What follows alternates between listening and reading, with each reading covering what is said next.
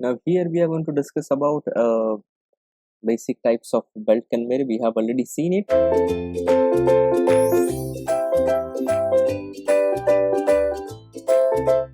That here we have a horizontal type of belt conveyor system or inclined type of belt conveyor system.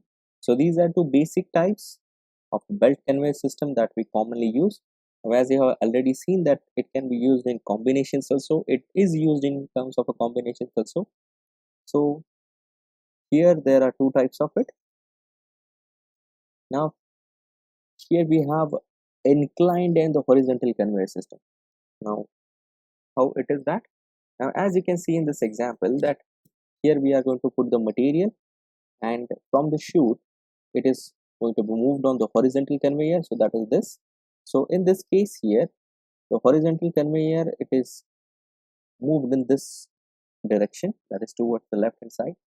So the material will move at left hand side. Again we have attached one more chute here, and from that it is going to the upward side, and finally it is somewhere it is keeping at this end. So here it is falling, free fall. So this is the combination of inclined and horizontal conveyor. So as you can see here, we have pulleys on it, pulleys on it.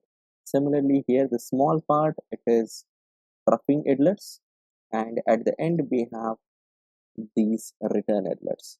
So as you can see, the distance between the troughing idlers is lesser than distance between these two ones, that is return idlers.